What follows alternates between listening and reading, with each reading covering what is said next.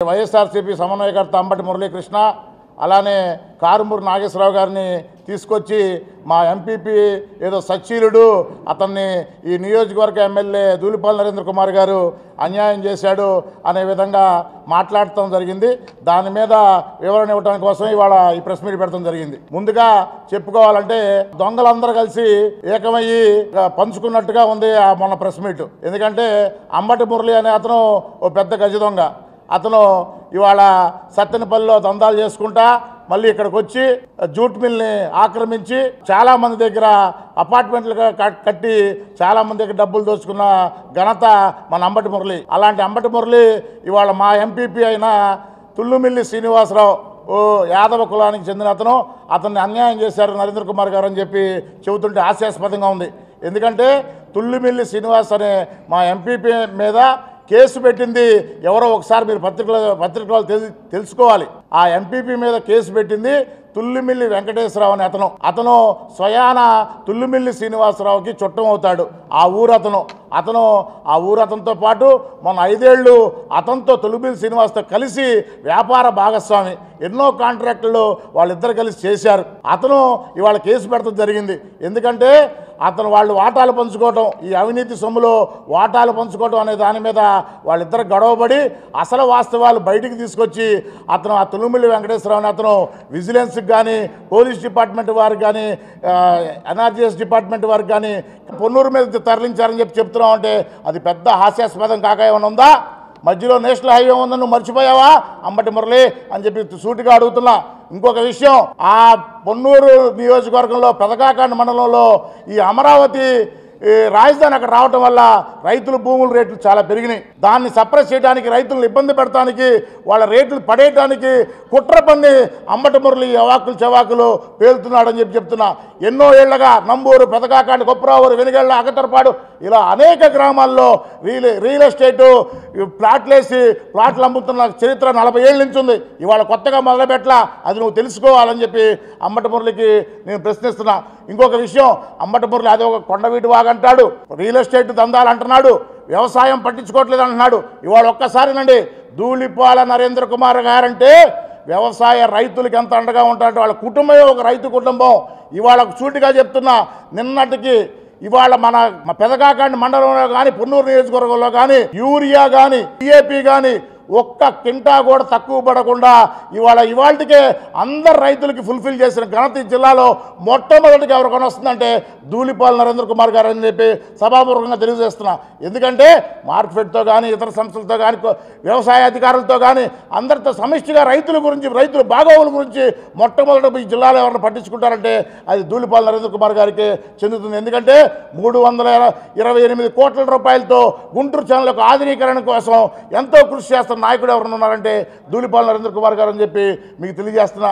అవినీతిలో కూరుకుపోయి అవినీతి సొమ్ముతో ఈ గత ప్రభుత్వం 5 ఏళ్ల అవినీతి ప్రభుత్వం స్థానిక శాసనసభ్యులతో కుమ్మక్కైన తుళ్ళిమిల్లి శ్రీనివాసరావు ఇవాళ మళ్ళీ నీ పక్కన చేరి అదే అవినీతి సొమ్ముని కాపాడుకోవడానికి ప్రయత్నిస్తున్నారే తప్ప నువ్వు ఒక అవినీతి పరుడివి, ఆయన ఒక అవినీతి పరుడు, ఇద్దరు కూర్చొని మీకు బ్లూ మీడియా ఉంది కదా, సాక్షి మీడియా, దాంట్లో మీరు ప్రచారం చేసుకోవడానికి తప్ప దేనికి పనికిరాదని చెప్పేస్తున్నా. ఇన్ని రోజులు నువ్వు రకరకాల చేసిన ఇవాళ కొండవీటి వాగన్నావు, రైతులను ఇబ్బంది పెడుతున్నారన్నావు, రియల్ ఎస్టేట్ అన్నావు, ఇప్పుడు యాదవ సోదరులు అంటున్నావు. ఇవన్నీ చేసినా ఒక్కసారైనా నీకు 33,000 ఓట్లతో ఓడిపోయిన చరిత్ర ఉంది ఇక్కడ. ఒక్క ఓటునైనా నువ్వు మలుచుకున్నావా? నువ్వు చేసే పిచ్చి పనులకి, పిచ్చి మాటలకి ఇంకా పైపెచ్చమేమో మా మెజార్టీ రేపు రాబోయే కాలంలో నరేంద్ర కుమార్కి అండగా ఇంకా వివిధ ప్రజలు మా దగ్గరికి వచ్చి మాతో సమిష్టిగా ప్రయాణం చేయడానికి ముందుకు వస్తున్నారు. చివరిగా ఒక విషయం, మొన్న 3 రోజుల నుంచి జరుగుతున్న తెక్కెలపాడు గ్రామంలో దేవుడి రూపంలో ఉన్న ఎన్టీఆర్ విగ్రహం పెట్టుకున్నందుకు కొందరు మనోభావాలు దెబ్బతిన్నాయని చెప్పి చెప్పడం జరిగింది. వెంటనే దీని మీద మొట్టమొదటగా నరేంద్ర కుమార్ గారు స్పందించి మమ్మల్ని అందరినీ అక్కడ చేర్చి గ్రామస్తులతో మాట్లాడి ఇది మనం గౌరవిద్దాం, అందరినీ గౌరవిద్దాం అని చెప్పి చేసి నరేంద్ర కుమార్ గారి వల్లే గ్రామస్తులు వాళ్ళందరూ ఒక మాట మీద ఉండి ఆయన కోసం ఆయన మాటిని ఇవాళ మనం యాదవ సోదరులందరినీ గౌరవించి అక్కడ విగ్రహం తొలగించేయడం జరిగింది. రాత్రికి రాత్రి తొలగించి ఎన్టీఆర్ గారు మామూలు విగ్రహం అక్కడ పెట్టడం జరిగింది. ఇది కేవలం ధూళిపాల్ నరేంద్ర కుమార్ గారు వల్ల ఆ గ్రామం ప్రజలు వినటం, గౌరవించడం, అభిమానించడం, మిగతా వాళ్ళని కూడా అలానే అందరికీ మనోభావాలు కూడా గౌరవిస్తా తీసుకున్న నిర్ణయం. ముందుగా ఆ తెక్కలపాడు గ్రామ ప్రజలకి ఈ సభాముఖంగా మీ పత్రికా విలేకరుల మూలంగా కృతజ్ఞతలు తెలియజేసుకుంటూ సమస్యని సామరస్యంగా పూర్తి చేసినందుకు చాలా కృతజ్ఞతలు తెలియజేసుకుంటున్నాను ఈ తెక్కలపాడు గ్రామ ప్రజలకి అని చెప్పి, అలానే మా మండల యాదవ నాయకులందరికీ కూడా చాలా కష్టపడ్డారు.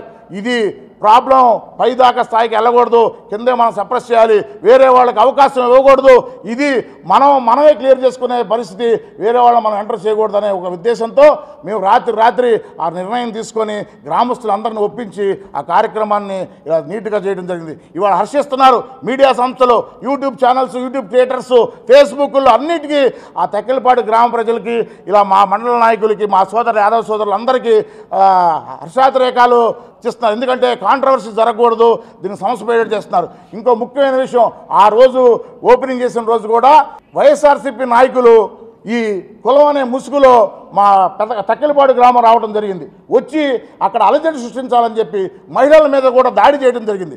అప్పుడు మాకు అర్థమైంది వైఎస్ఆర్సీపీ నాయకులు అండతో ఇది జరుగుతుంది, అంబటి మురళీకృష్ణ ఇది చేపిస్తున్నాడని చెప్పి మాకు క్లియర్గా అర్థమయ్యి దాంట్లో భాగంగా అది ఆ అవకాశం ఇవ్వకూడదని చెప్పి ఆ టైంలో సుమారు 4 గంటల వ్యవధిలోనే రూపుమాపే విధంగా నరేంద్ర కుమార్ గారు చొరవ తీసుకొని చేయడం హర్షించదగ్గ విషయం.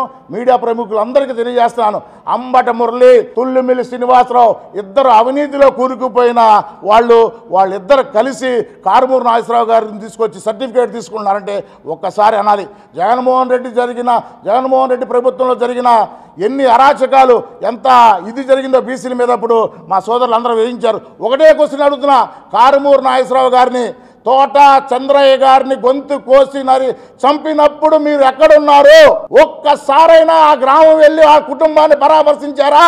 ఇవాళ మీరు యాదవుల గురించి, బీసీల గురించి మాట్లాడుతున్నారంటే హాస్యాస్పదంగా ఉందని చెప్పి తెలియజేసుకుంటూ సెలవు తీసుకుంటున్నాను.